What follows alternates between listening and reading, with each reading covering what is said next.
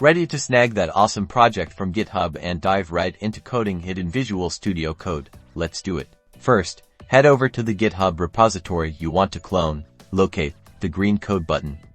It's usually right in the middle of the page, just above the file list. Click that code button, and you'll see a drop-down menu pop up. Make sure the HTTPS tab is selected, and then click the clipboard icon next to the URL to copy the repository's address. We'll need this in a moment. Now, open up Visual Studio Code. On the left-hand side, you'll see the activity bar. Click on the Explorer icon. It looks like two files layered on top of each other.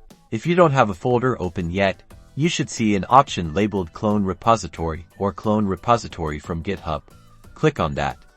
If you already have a folder open, you can access the clone option through the View menu at the top, then selecting Command Palette. If you use the Command Palette, type Git clone into the input field and select it from the list. This will initiate the cloning process. A prompt will appear at the top of VS Code, asking for the repository URL. This is where you'll paste the URL you copied from GitHub earlier. Right-click in the input field and select Paste, or use Ctrl-V or Command to paste the URL. Press Enter, and VS Code will ask you to choose a local directory where you want to save the cloned repository. Navigate to your desired folder and click Select Repository Location. You'll see a progress bar at the bottom right of VS Code, indicating that the cloning process is in progress.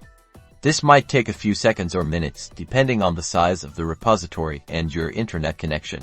Once the cloning is complete, a pop-up will appear in the bottom right corner asking if you want to open the cloned repository. Click on Open, and there you have it. Your repository is now successfully cloned and open in Visual Studio Code. You can now start exploring the code, making changes, and committing them back to GitHub.